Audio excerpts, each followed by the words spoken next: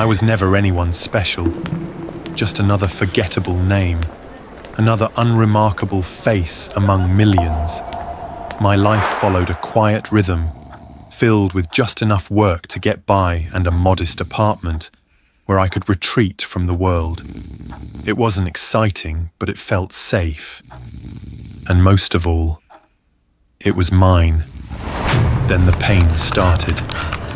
It began as a vague stiffness in my fingers, the kind that follows a poor night's sleep. But it didn't go away.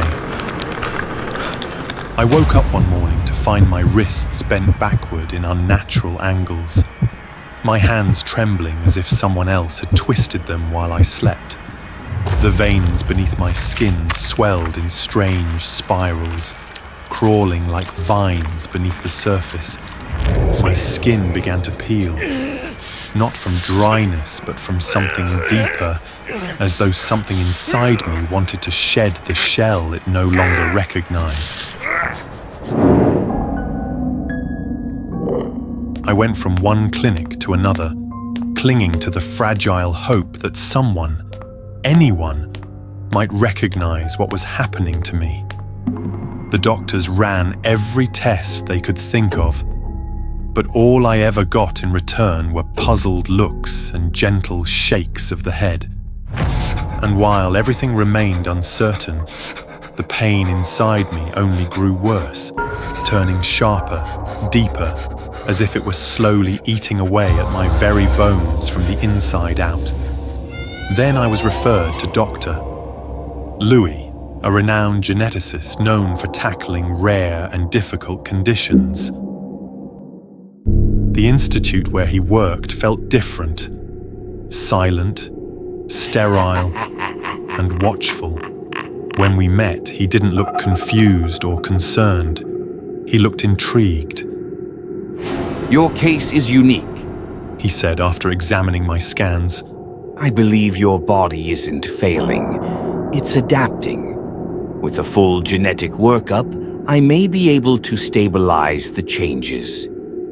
His confidence made me feel for the first time that maybe there was hope. So I said yes. Every time my condition worsened, I returned. My joints stiffened, my skin cracked open, and sometimes I bled without any visible wound. Louis was always ready, always calm, sometimes even eager. He asked to monitor me overnight, citing unusual biological responses and a need for close observation.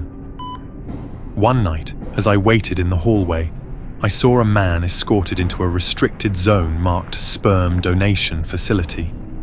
He was entirely covered, hood pulled low, and though he only glanced at me for a second, something about him disturbed me in a way I couldn't explain, like he wasn't truly there. Soon the symptoms escalated. My sight blurred. My ears rang. I couldn't sit for long without sharp pain in my back. I touched my spine one morning and felt ridges rising beneath the skin, new bones reshaping me. When I told Louis, he responded not with concern but with quiet excitement. You're progressing faster than I anticipated, he said, almost in awe. I wanted to walk away, but fear held me in place. I was no longer sure what would happen if I left, whether my body would survive it, or whether I would become something even worse, alone. Then, one night, I woke to agony. I stumbled to the bathroom, pulled off my shirt, and saw my back split open. The skin had torn along my spine, not from trauma, but from pressure within. Something had pushed out, forcing its way through. I ran to the institute in the middle of the night, drenched in sweat and blood. Louis was waiting for me, as if he had known I would come. It's time, he said quietly, and led me into a part of the building I had never seen. Down a hallway, into a sealed room lined with glass tanks, tissue samples, embryonic models, and documents marked by strange codes. I realized in that moment that this wasn't a clinic, it was a lab. I turned to leave, panic rising, but he was already behind me with a syringe. I felt the needle sink into my neck, and moments later my limbs gave out.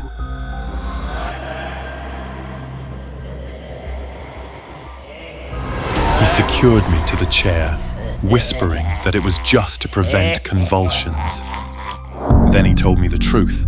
You were part of something greater, a vision for the future of our species, an experimental bloodline created through selective sperm enhancement to forge the next stage of human evolution. You were never meant to survive. Your embryo was marked for disposal, but a clerical slip placed it into the hands of an infertile couple, and they raised you, never knowing what you truly were. I stared at him, frozen, each word cutting deeper than the last. I knew the moment I saw your data. That's why I stepped in. I was guiding you toward what you were always meant to become. Without my intervention, your body would have collapsed under the weight of its own potential. But now you're becoming something extraordinary, and for that, you owe me everything. Then the transformation began. My muscles clenched, spasmed and tore themselves apart, only to rebuild in strange, knotted shapes. Bones cracked and twisted, reshaping themselves without mercy. My spine broke through my skin, forming a jagged ridge that curved like armor. My screams blurred with the sound of my body unraveling. And then, from just beneath my collarbone, something began to rise. It wasn't just bone, it was flesh. A second face, half-formed, emerging from within me. Mouth clenched, teeth grinding, jaw twitching. It had no eyes, but it moved, alive and aware. Louis stumbled back. No, this isn't the final design. This wasn't what I planned. But I no longer heard him. Something inside me had broken loose, not just in body, but in mind. The pain, the betrayal, the realization that I had never truly been human, all flooded through me, drowning whatever pieces of reason remained. I moved before I even knew I had. My body, mutated, monstrous, lunged toward him. I saw the terror in his eyes just before I reached him, but by then, it no longer mattered.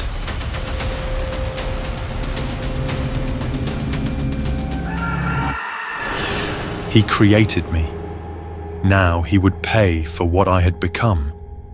As for me, the ordinary life I had once known had been completely destroyed. I no longer knew what I had become. And if there were such a thing as another life after this, I wondered whether we ever got to choose the reason we were born.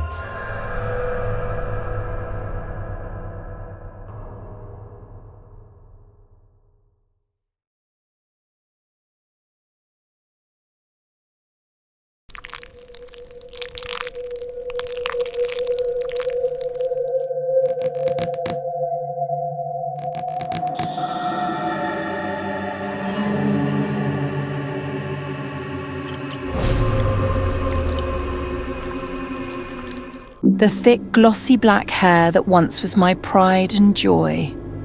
But things have changed. My hair started falling out, slowly at first, then in clumps. Brushing my hair became a terrifying nightmare. Strands kept falling to the floor, as if someone were cutting my hair that I didn't know. The patches of baldness grew larger and more noticeable. They made me feel insecure and isolated from everyone. Nick is an amazing guy, but I no longer felt worthy of standing beside him. My thinning hair and uneven bald spots made me look like an ugly monster, no matter how hard I tried to hide it. I knew Nick had seen the mess I'd become.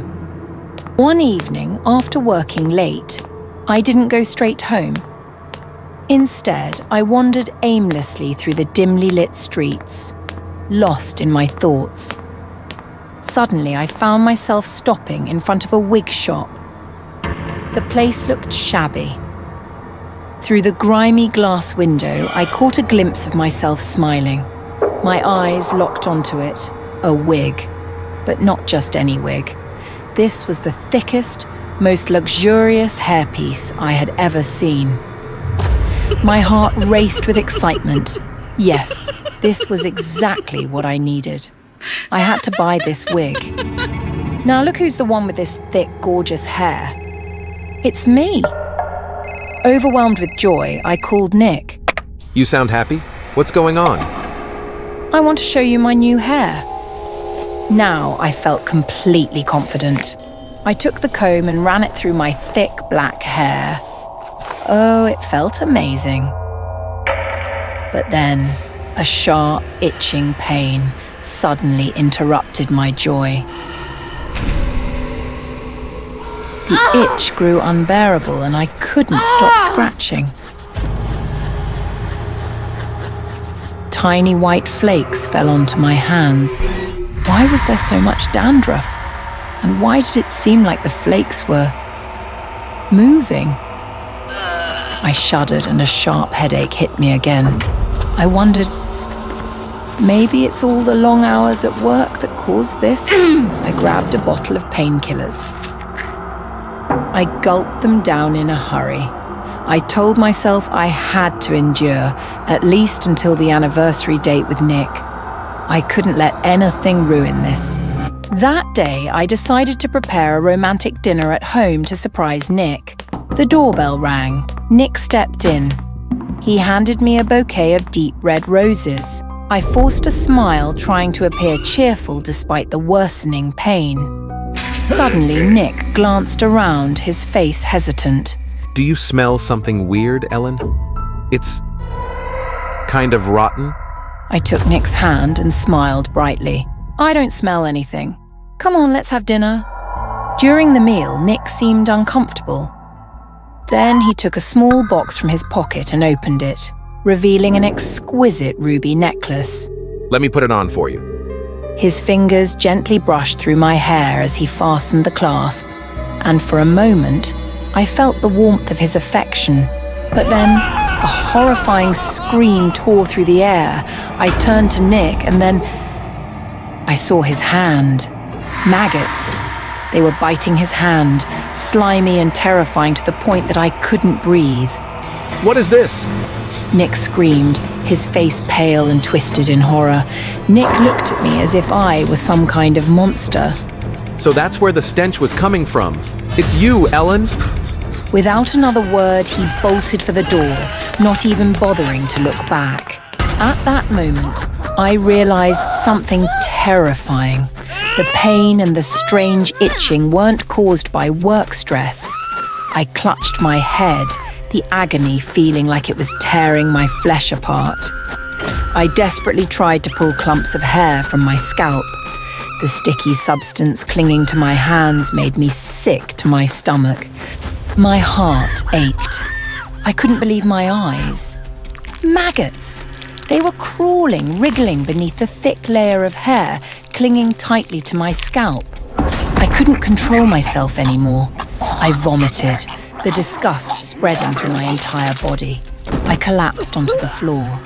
The pain was so intense it felt like my scalp was being torn apart. In the dim darkness, all I could hear was my own ragged breathing. My body felt weak and my vision blurred. I wanted to run outside to find Nick, but I couldn't. I felt myself slowly losing consciousness. Suddenly, I heard the sound of hurried footsteps. Nick! He had returned with a group of people. In my dazed state, all I could hear was one sentence from them. We need to get her to the hospital immediately. Everything was a blur. I saw the doctor holding my medical report. I heard the news on TV. A girl has been hospitalized due to a wig made from the hair of a deceased person. The wig is believed to contain harmful parasites, causing severe health issues.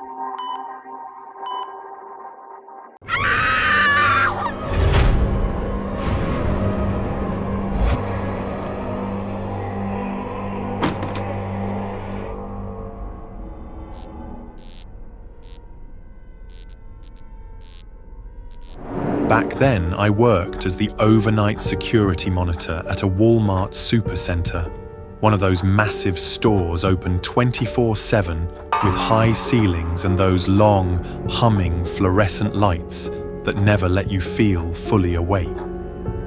My shift was 10 p.m. to 7 a.m. 5 nights a week, I sat in a small office watching 6 old monitors show the same grey aisles from slightly different angles. After a few weeks, I knew the system better than anyone. Which cameras had a 4-second delay? Which ones occasionally froze when the store's AC kicked in? Where the blind spots were? How to scrub the logs so no one would notice? So, I stole things. Not big things, just small stuff. Gum, headphones, disposable razors, stuff people barely notice. I'd grab it during a round, delete the footage from the right angle, and log the timestamp as a signal drop. It was easy, almost boring. Then, there was the night I took a pair of AirPods from a returns shelf in the back storeroom. Just 25 minutes of footage wiped. No one else was in the aisle. I was careful. The next morning, Jessica didn't show up for work. Jessica worked the late shift sometimes, stocking shelves or organizing the clearance section. She was quiet, early 20s, kept to herself, pale skin, big, tired eyes. The kind of person everyone forgets is there until she's not. I didn't think much of her absence at first. People ghost Walmart jobs all the time. But then night 2 passed. Then a third. Her name started coming up in murmurs, mostly from employees, not management. I heard things like, "She was acting weird lately," and "She probably just left." Nobody seemed worried. Until my supervisor knocked on the security office door 3 days later. Hey Marcus, can you pull footage from the back storeroom around 3:15 a.m. on Tuesday? My stomach dropped. That was the exact time I deleted footage to cover the AirPods. I played dumb, saying the system was glitchy. Must have been a signal loss, I told him. He bought it, walked away. But something gnawed at me. What if she'd gone in right after me? What if I deleted the only evidence of what happened to her? I couldn't sleep that day. The next night, I stayed late after my shift. I ran file recovery tools, poked into the archives, tried to see if there was any trace left of that footage. And that's when I saw it. A file I didn't recognize. Named Recovered Clip 0315 Jess. I don't know how it got there. I didn't create it. I opened it. The clip was 42 seconds long. It showed Jessica standing alone in the storeroom. Her hands were trembling. She kept glancing behind her. Then she looked directly into the camera. Straight at me, it felt like. Her mouth moved. I couldn't hear her, but she was mouthing something. Then a figure stepped into the frame behind her. Tall, hoodie pulled tight, face in shadow, holding something metal. Jessica turned, flinched. The video glitched, stuttered, froze. Then static. When I tried to replay it, The file was gone. The whole folder was gone.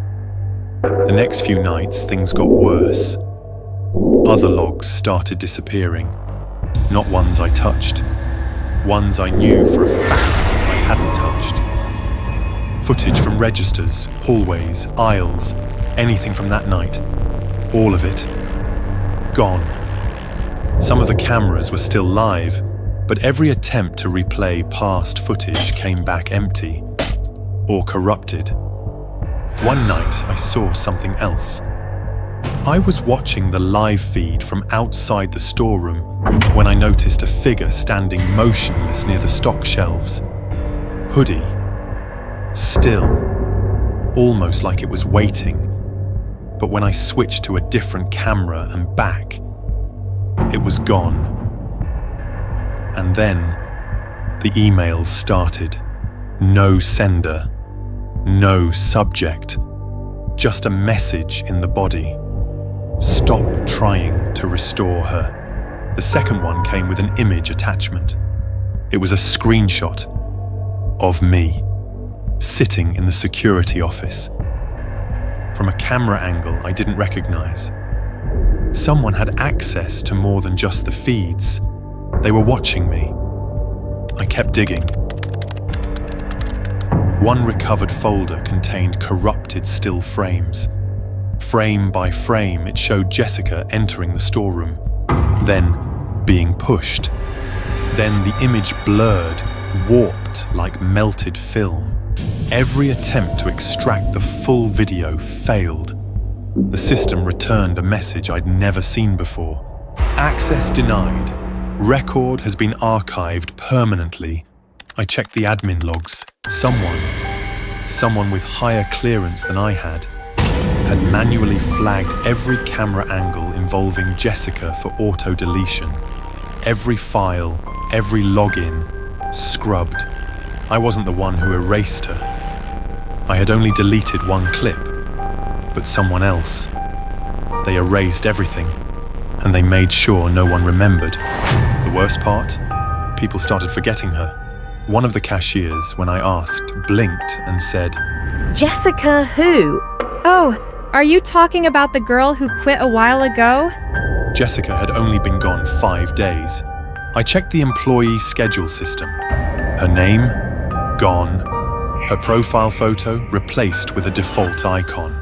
Her locker in the break room was empty, clean, like no one ever used it. But I remembered. I still remembered. I wish I didn't. Then came the final message. It appeared on every monitor in the security room at once. White text, black screen. You deleted her, now stop looking. I stood up from my chair and the monitors flickered again. Jessica's face appeared, pale, blood on her forehead, eyes wide. No sound, just her lips moving. Over and over she mouthed the same sentence. Don't let them erase me again. I don't work at Walmart anymore. I left that job, burned the uniform, swore I'd forget. But I kept one thing, a USB drive. It contains the only surviving clip. A few seconds of Jessica looking into the camera, pleading, mouthing those words. Sometimes I plug it in, watch it in the dark, wonder who else remembers her. The video glitches worse every time, like it's fading. Soon, maybe it'll be gone too. And when it is, I wonder if I'll forget her like the others, or if I'll be next.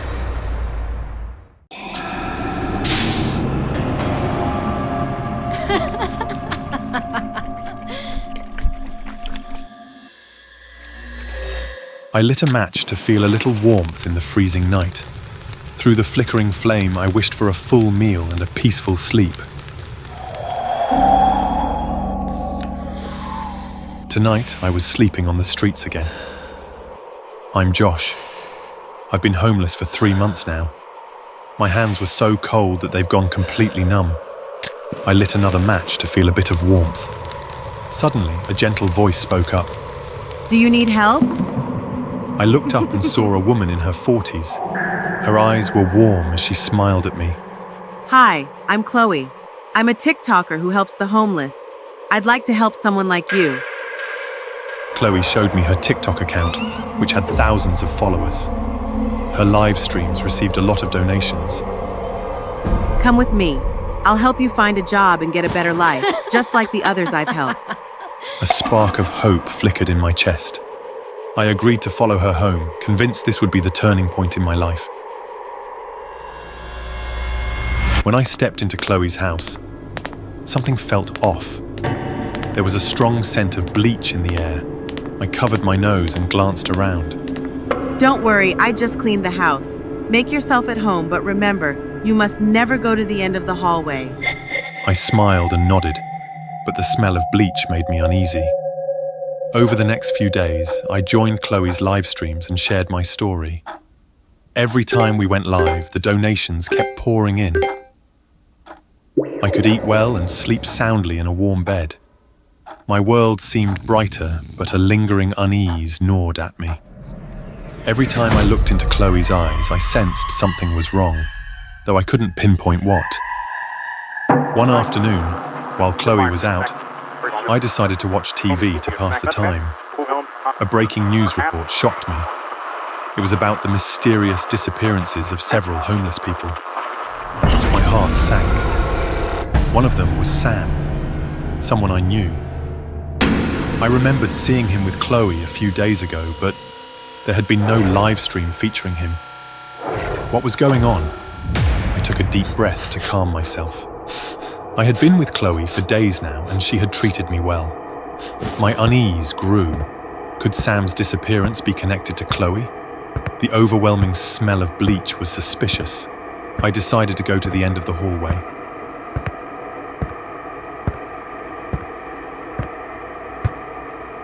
There, I found an old door. My heart raced as I opened it and stepped inside. The stench of bleach hit me again, sending chills down my spine. On a shelf, I saw dozens of blood-filled vials, all neatly sealed and organized. Then I saw the board, covered with photos of missing homeless people, just like in the news. I spotted Sam's picture. Only one thought raced through my mind. What has Chloe done to these people? My legs felt frozen. I saw my own photo on the board. Was I next? I had to escape immediately. When I opened my eyes, Chloe was staring at me with a cold gaze, nothing like the kindness she had shown before. I was stunned when I realized I had been tied on an operating table surrounded by medical tools and empty blood vials. Didn't I tell you not to go to the end of the hallway? What happened to Sam? Sam? His blood will soon be sold on the black market. I'm going to be rich. Her words hit me like a slap. I couldn't believe what I was hearing. You're a criminal, Chloe. She stepped closer and put on gloves. You'll soon join your friend, Josh. She injected something into my arm. My body grew heavy, and I could feel all my strength draining away. Chloe happily arranged the blood vials on a shelf. A perfect plan, she said with a grin. In that cold, sterile room, I realized I had fallen into a trap Chloe had set long ago. Sharp pains shot through me as my blood was drawn. I felt myself growing colder.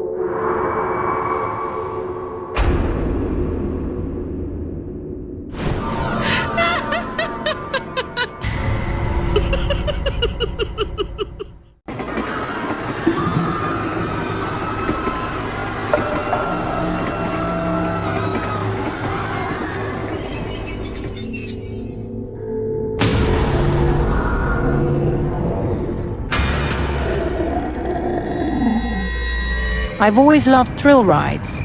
The rush of adrenaline, the way my stomach flips on roller coasters. It's exhilarating. My boyfriend Liam shares the same passion, which is one of the reasons we work so well together. For our second anniversary, he planned something special. He led me through the amusement park, his hands over my eyes. No peeking, he whispered, his breath warm against my ear.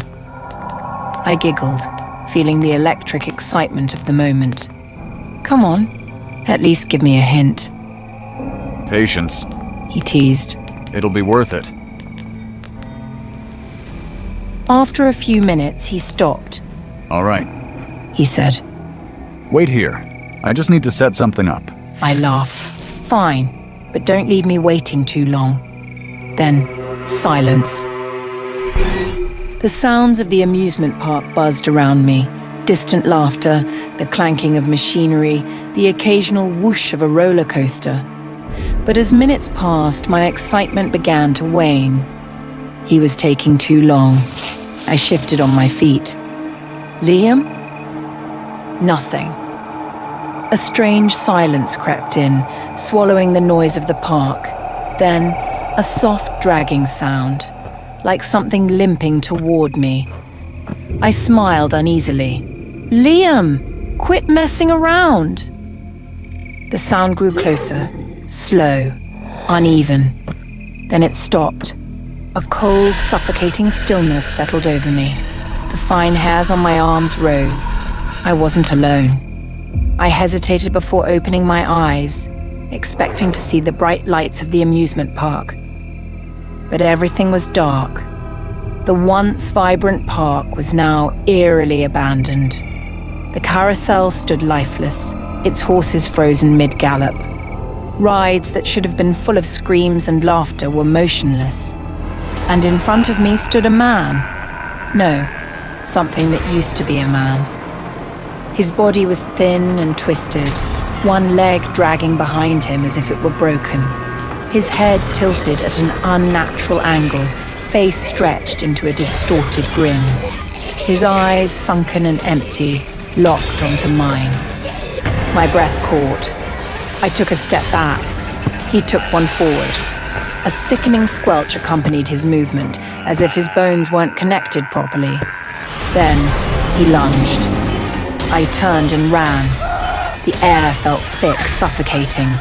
My feet pounded against the pavement as I darted past the abandoned booths and empty rides. I didn't dare look back. Then, blackness. A hand covered my eyes, yanking me to a halt. I screamed, struggling, but then... Shh! Hey! It's okay! It's just me! Liam, I gasped as the blindfold was gently removed. The lights of the amusement park burst into view, dazzling and vibrant. Music played, people laughed, and the air smelled of popcorn and cotton candy. I turned, seeing Liam's familiar warm smile. You okay? I think you got a little overwhelmed. But don't worry, I have the perfect way to make it up to you. I forced a weak laugh. Maybe I had imagined everything. Maybe it was part of some haunted attraction, and my mind had tricked me. Liam pointed at the roller coaster, our favorite ride. Come on, just one ride. Despite my lingering unease, I nodded. The roller coaster car locked us in. As it ascended, I started to relax. Liam squeezed my hand, and for a moment, everything felt normal again. Then, as we plunged into the first drop, I saw it.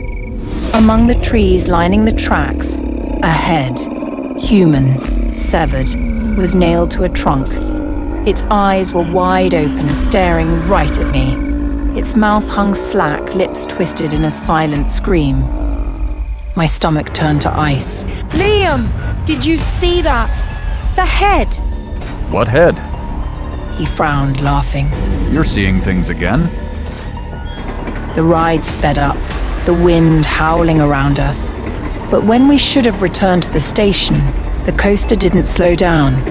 It kept going, loop after loop, turn after turn. My body pressed into the seat, my skin stretching back unnaturally from the force. The wind felt sharper, harsher. Then I felt something shift. My cheek started to pull away from my skull. The wind wasn't just strong, it was peeling me apart. Liam sat beside me, completely unchanged, smiling. I tried to reach for him, to make him stop the ride, but my arms had elongated into ribbons of flesh, stretching further with every loop. The ride never stopped.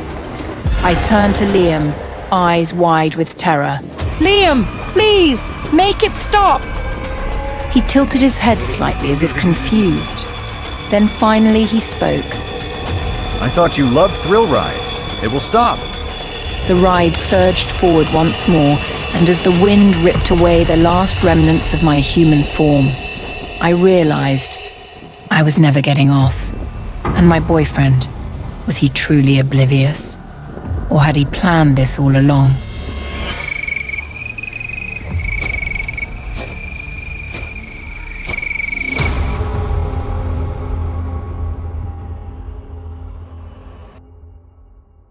People come to tattoo artists looking for symbols of love, loss, rebellion. They come for permanence, for control. But me, I inked my own destruction. It started after the accident. They said I was unconscious for 3 days. Motorbike wreck. I don't remember much, just blackness like being sunk under miles of ocean.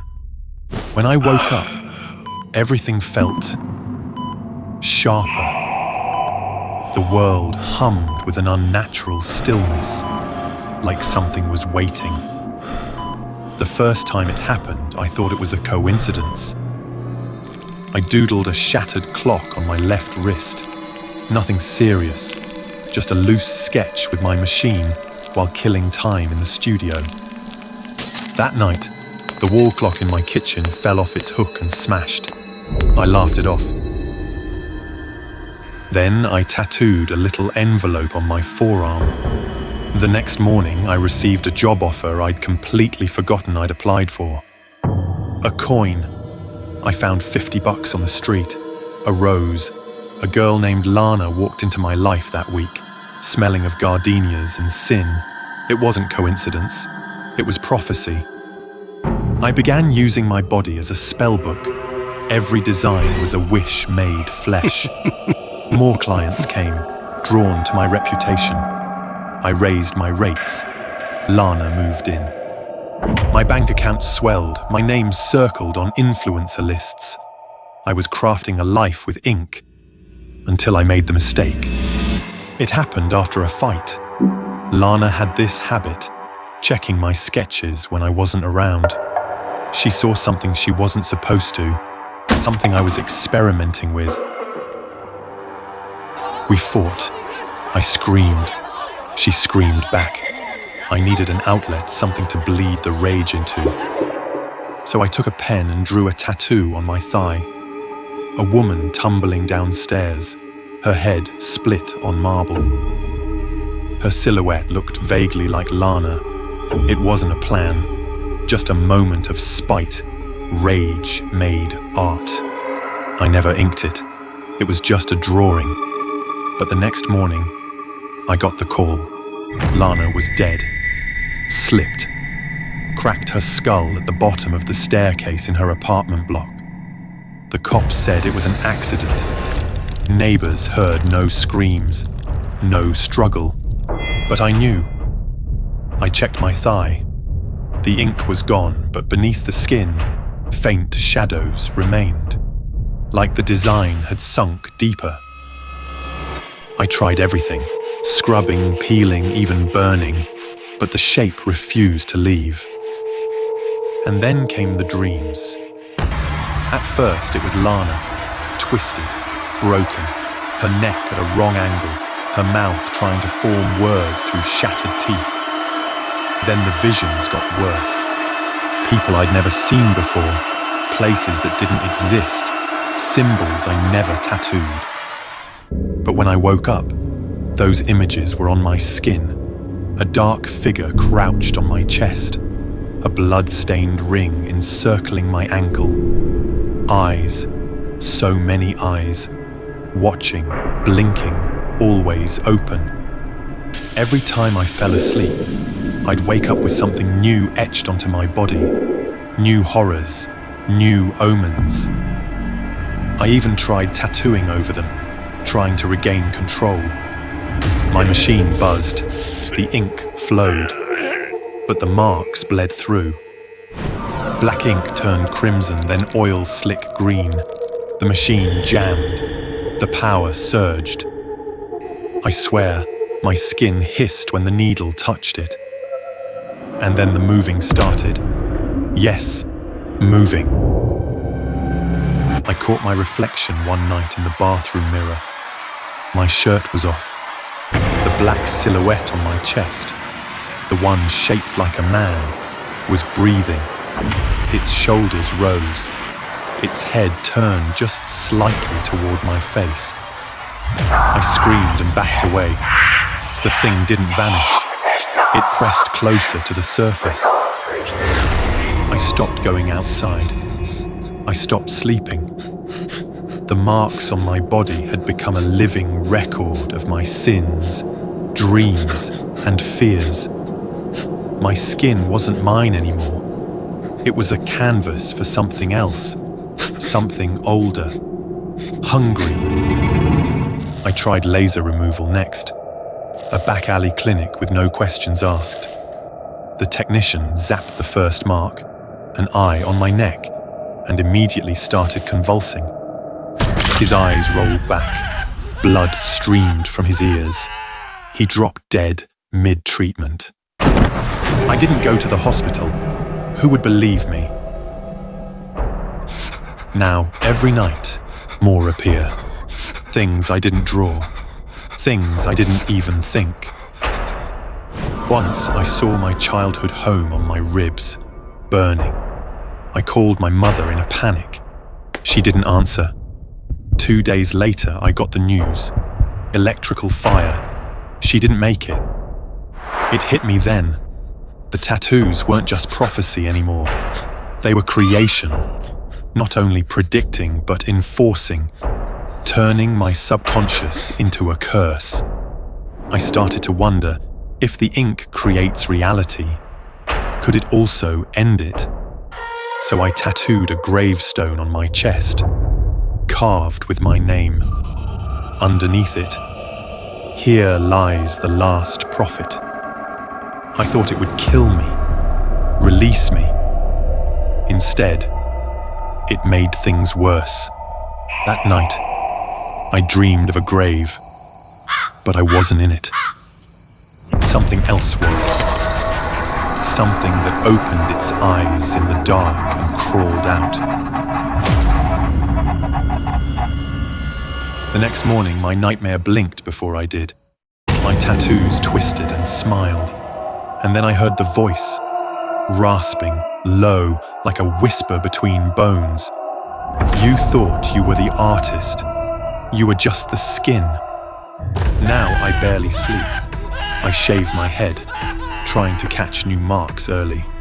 They still come, faster, more violent. Symbols of death, rot, rituals I've never seen. I think something else is writing through me now, taking what's left of my mind and mapping it onto flesh. I'm no longer the only one marked. My clients from the early days, those who got lucky tattoos, they're dying. Their skin rejects the ink. It peels, screams. One woman tried to scrape hers off with a cheese grater. Another drowned herself in black ink. It's spreading. I wanted control, wanted meaning. Now I'm covered in it. Truths I was never meant to see, never meant to speak. If you're reading this, if someone ever offers you a tattoo of fate, don't take it. Don't even think about it. Because thoughts become lines, lines become ink, and ink never forgets.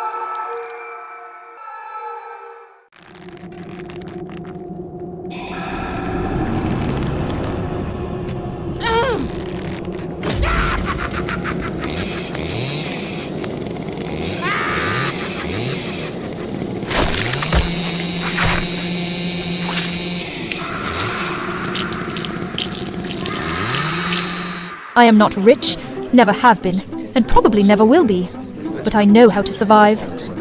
That night, I went to the birthday party of some university rich kid whose name I can't even remember, wearing borrowed and patched up clothes, and cheap things don't last long. My shoe heel broke. I fell to the floor amidst the mocking laughter of the jerks around me. Some girl pointed at me and shrieked, as if I were the cheapest joke of the day. I stood up abruptly, threw away the broken shoe, and ran out of the party, barefoot, feeling humiliated and angry. The streets were cold and dirty, the sharp stones cutting into my bare feet, making them bleed. I ran with my head down, tears in my eyes, and bumped into a strange man. "Hey, are you blind?" I cursed at him without holding back, but he just glanced at me, his eyes so cold and sharp that I instinctively shut my mouth. The strange man walked away, unaware that the red shoe in his plastic bag had fallen out. I looked at the shoe as if I had seen my good fortune. My heart was pounding. I didn't care how he got it. All I knew was, I wanted that shoe. I picked it up, put it on. It fit perfectly. It felt like I became a different person. I simply thought it was a good item and took it home. I had a peaceful night, sleeping in my bed like a fancy lady with red shoes on, until the ringtone ruined my sweet dream. "Hello, this is Karen." What? Isabel was murdered. Isabel was a rich girl from my university class. She was supposed to come to the party last night, but she was kidnapped and cut into pieces. Her body was found chopped up by the side of the road. I had to attend her funeral. Well, it was also a good chance to get close to the upper class, right? The funeral was crowded, heavy with sadness. I stood quietly next to Isabel's parents, pretending to be a sweet friend who was heartbroken over her death. Suddenly, my feet started to feel hot, like some invisible force was pulling me forward. In the blink of an eye, I stumbled toward a man in the weirdest way. My dress flew up, showing off the bright red shoes. I could hear people whispering about my shoes, saying I was disrespectful. Embarrassed, I tried to stop my legs and stand straight. I pulled my dress down to cover the shoes, but they kept glowing red, still trying to move my feet. Was there really something wrong with them? After the funeral, I walked home alone. The shoes were quiet again, just like normal shoes. Then suddenly, the heat came back. The shoes woke up again. It felt like the shoes were getting stronger. They spun me around so hard I had to grab a street sign just to stay upright. I stomped my feet down as hard as I could, trying to stop them. I didn't care what they were. Whatever it was, they really pissed me off. I got home safely and entered the passcode to open the door. But those cursed shoes tried to control me again. I held onto the doorknob to keep my balance, trying to stay calm. But then I saw the reflection in the glass and realized the shoes were doing this for a reason. That strange man I bumped into last night. He was watching me. Now I could clearly see his face. It was Joe, the same guy I just saw at the funeral. A wave of fear rushed through me. I rushed inside and slammed the door shut. I dropped onto the chair and lifted my leg to take off the shoes, but they wouldn't come off. The harder I pulled, the tighter they got. Blood started leaking from my ankles. I screamed and grabbed my phone, trying to search for a way to remove the shoes. But just as I opened Google, the first news headline made my heart stop. That outfit, the man I saw last night and the one following me, it's him. My whole body went cold. Then, I heard the sound of someone entering the door code. The red shoes started dragging me toward the killer again. I had completely lost control of my legs. With all the hatred and determination I felt from the shoes, there was only one explanation. These shoes belonged to Isabel. And somehow, her soul had entered them, and she was trying to get revenge. Karen, I know you're in there. Open the door. No, please, don't hurt me. I don't know anything. If Isabel wants revenge, what does that have to do with me? I don't want to be silenced by that killer. I want to live. I completely gave up on using my legs. I dragged myself across the floor with my hands, fighting against the pull of the shoes. My hands hurt so much they went numb, but I couldn't stop. The killer was getting closer. I crawled to the mirror, pulled it down, and smashed it. I grabbed a shard of glass still stuck to a piece of wood. The shoes were still squeezing my feet, like they were trying to eat me alive. I had no choice. I had to tear these shoes off my body no matter what. The door burst open, and the red shoes, with my feet still inside, flew straight at the killer like a bullet. But Joe walked into the room without flinching. I saw him raise the axe, and the shoes, along with my bloody feet, were chopped into 4 pieces. I heard Isabel's voice. Screaming in rage, I crawled backward, reaching out in despair. But Joe just walked toward me, dragging the axe across the floor. Screech! Screech! Screech! I cried. I begged. I screamed for someone to save me. But no one came. I married him quickly. We met exactly 100 days ago. A whirlwind romance, passionate and intoxicating. Gabe swept me off my feet with candlelit dinners, spontaneous weekend getaways, and whispered promises under the moonlight. Then, one evening, he got down on one knee. I should have been hesitant. We barely knew each other. But when he slipped the ring onto my finger, I said yes without a second thought. Now, here we were, floating in the middle of the ocean on a luxurious private yacht, basking in the glow of our honeymoon. Just the two of us. Gabe poured another glass of wine, his fingers grazing mine as he handed it over. To us. I smiled and clinked my glass against his. We talked for hours, about dreams, childhood memories, random stories about life. His laughter was warm, his gaze full of love. Then, as the conversation lulled, he leaned in. You know, we should talk about finances. He said casually. I tilted my head. Why? Well, we're married now. We should be open about everything, right? That made sense. Couples should share everything. Bank accounts, properties, even insurance policies. Still, something about the way he asked made my stomach twist. He reached for my hand. Do you have life insurance? I hesitated, just for a second. Then, I answered. Of course I did. I had a sizable policy from my job. A good one. Gabe pulled out his phone and looked up insurance details. His thumb traced slow, deliberate circles on my wrist. That's a wise choice. I'd hate for anything to happen to you. I laughed nervously, brushing it off. Love is trust, right?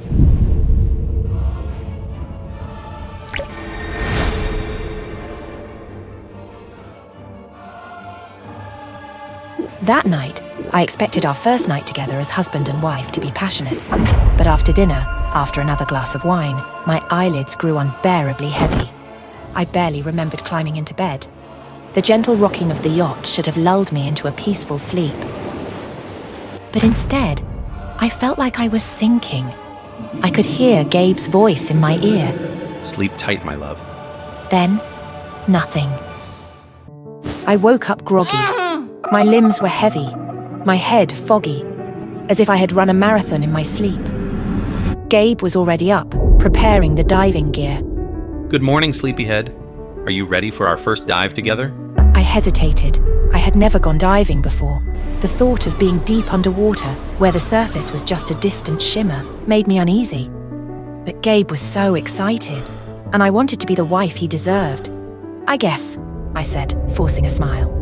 He beamed. Don't worry, I'll be right behind you. There was no diving instructor. No one else on board. Just us. Don't we have a diving instructor?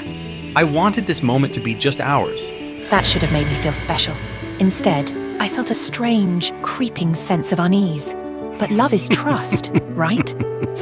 As I turned away to change into my wetsuit, I caught a glimpse of Gabe out of the corner of my eye. He was messing with the oxygen tank. I froze. What are you doing? He glanced up, his expression smooth, calm. Your tank had a leak. I'm switching it out for another one. I nodded slowly. It made sense, didn't it? Maybe I was just overthinking things. The moment we plunged into the water, all my fears melted away. The world below was breathtaking. Schools of fish swirled around us in shimmering clouds. Coral reefs stretched endlessly, swaying gently with the current.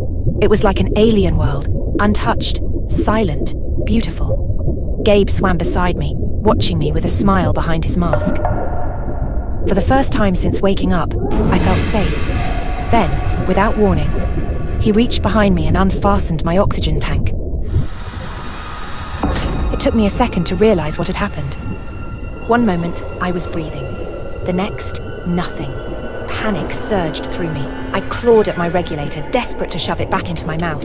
But my fingers fumbled. My lungs screamed for air. Gabe just hovered there, watching me. Waiting. He wasn't going to save me. He had been planning this. I lunged at him, grabbing his wetsuit, my nails digging into his arms, but he twisted away faster than me, stronger. I kicked, trying to chase him, but my body was slowing down. Oxygen deprivation. Black spots bloomed in my vision. My arms felt like lead. Gabe was swimming backward, watching me struggle. His eyes held no love, no regret, just cold detachment. Then, he turned and swam away, fading light. I reached out for him, my fingers grazing the water where he had been. I kicked, I thrashed, I tried to move toward the surface, but I was sinking. I should have waited longer. I should have taken my time, should have questioned the man who loved me too fast, too intensely. But love makes us blind. The sunlight above me grew fainter, more distant. Gabe was gone, and I was alone. I had always been plain, forgettable, a shadow in the crowd. At 30, life had settled into a predictable routine. Wake up, work, go home, scroll mindlessly through my phone until I passed out. Somewhere along the way, I had faded into the background, lost in the monotony of my own existence. I needed change. I needed to stand out. That's when I found the ad. New age, new me, vibrant colors, salon-quality results. Right at home, easy to use, long-lasting, and ridiculously affordable. The images were captivating. People with electric blue, neon green, and fiery orange hair, looking confident and alive. Orange. That was it. That was what I needed. Bright, daring, impossible to ignore. The price was absurdly cheap, but the reviews were glowing. Besides, how hard could it be? I placed the order. The package arrived in 2 days, wrapped in flimsy plastic with a label that looked off. The font was slightly blurred, and the instructions were printed in awkward English. But I shrugged it off. The pictures looked professional. The reviews said it worked. That's all that mattered. I laid out the contents: bleach powder, developer, and the neon orange dye. I mixed the bleach and applied it carefully, just like the instructions said. At first, it wasn't bad. There was a strong chemical smell, but it was oddly pleasant, sweet, almost floral. I chuckled to myself. People always complain about how painful bleaching is. Maybe I have a high pain tolerance. Then, at the 20-minute mark, the tingling started. At 25 minutes, the tingling turned into a burn. By 30 minutes, my scalp felt like it was being stabbed by 1,000 tiny needles. I gritted my teeth, forcing myself to endure. Beauty is pain, right? When I finally rinsed it out, the water ran pale yellow. My hair, if you could still call it that, was now a ghostly, washed-out blonde. My scalp throbbed, my skin felt raw. But I convinced myself this was normal. People do this all the time. Ignoring the lingering sting, I tore open the tube of dye and carefully massaged the thick, orange paste into my hair. The burning sensation from the bleach hadn't fully faded, but I pushed through. The instructions said to leave it on for 30 minutes. I sat back against the bathroom wall, feeling the warmth of the dye on my scalp, my eyelids growing heavy. Just a few minutes. Just to rest. I don't remember falling asleep. A sharp, tearing pain jolted me awake. I gasped, my scalp feeling wrong, tight, heavy, like something was pulling at my head. I reached up, fingers trembling. My hair was hard, not just stiff, not just dry, solid, like stone. Panic surged through me. I scrambled to the sink, twisting the faucet handle, shoving my head under the icy stream of water. Nothing. The dye wouldn't rinse out. My hair remained stiff, frozen in place like a helmet of dried glue. I grabbed a comb and forced it through my strands. A sharp, Blinding pain exploded in my skull. Something tore. I looked down. Not just hair. A piece of my scalp. A pinkish-red chunk of flesh, still tangled with bright orange strands, clung to the teeth of the comb. I stared. My breath came in short, ragged gasps. I lifted my trembling hand to my head, feeling gaps, raw, wet, exposed patches of skin where hair should be. I screamed. Desperate, I clawed at my hair, trying to shake it loose. The pain was unbearable, but I couldn't stop. A sickening, wet rip. More flesh peeled away. The sink filled with pieces of me. Water swirled red and orange, clogging the drain. I stumbled back, panting, my vision swimming with dark spots. Then I saw myself in the mirror. My scalp was a patchwork of open wounds, raw and oozing. Blood dripped down my temples, pooling at my collar. The dye had seeped into my torn flesh, staining my exposed skin bright orange. I wasn't a man anymore. I was a thing. A grotesque, skinless thing with a melted, blood-drenched skull. I opened my mouth to scream again, but no sound came out. My body gave out. The world spun. The hospital smelled like antiseptic and regret. The doctor examined my head, his face carefully neutral. He had seen worse. That scared me more than anything. The chemicals have caused severe chemical burns. The tissue is necrotic, he said, his voice low. There's nothing we can do to save it. I barely felt the razor as they shaved away the last remnants of my hair. My new face stared back at me from the hospital mirror. Bald, scarred, unrecognizable.